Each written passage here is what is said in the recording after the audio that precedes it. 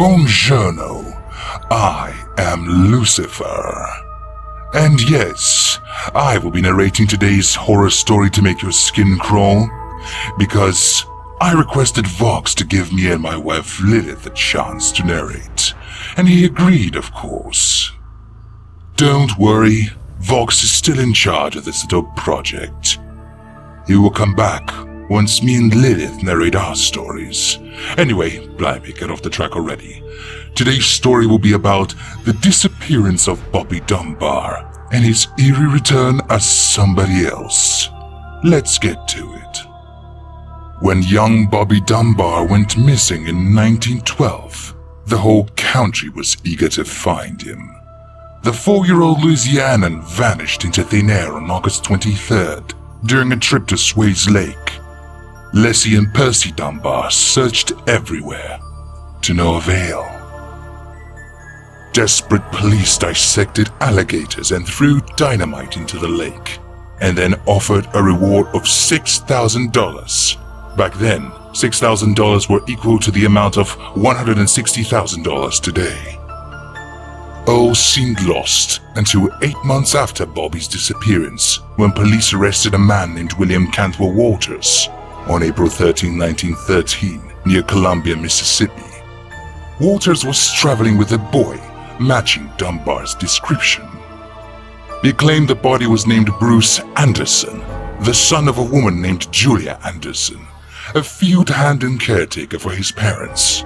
Regardless, the cops forcibly took the kid to the Dunbar home in hopes of reconciling the family with their missing child.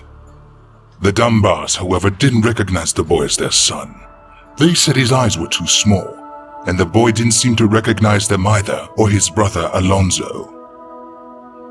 It was only after Leslie Dunbar saw him a second time and gave him a bath that she celebrated the return of her baby boy, claiming to recognize his moles and scars. But the Dunbars had another factor to contend with: Julia Anderson, who rushed from North Carolina to Louisiana to get her son back. In order to determine whether the boy really was Julia's son, remember, these were the days before DNA testing, police showed her the newly found boy as well as 4 other children, but she couldn't pick him out.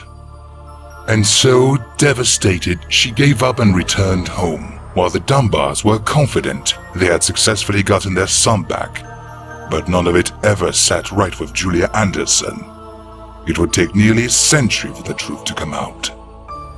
In 1999, Bobby's granddaughter Margaret Dunbar Cartwright began researching her family's mysterious past, poring over documents in small-town libraries, historical archives, and courthouses.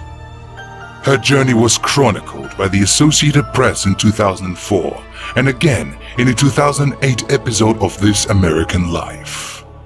While the AP reported the story, Margaret's father, Bob Dunbar Jr., consented to a DNA test. Dunbar Jr.'s DNA was compared to his cousin's, the son of Bobby Dunbar's younger brother. The DNA tests would be able to tell them whether their families had truly been brothers, or whether Bobby was actually Bruce. The results were staggering.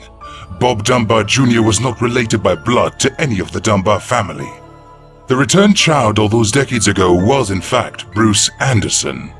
The true horror at the heart of this story is twofold. A desperate mother was robbed of her son, while another unknowingly raised a stranger, as her own child was likely dead all along.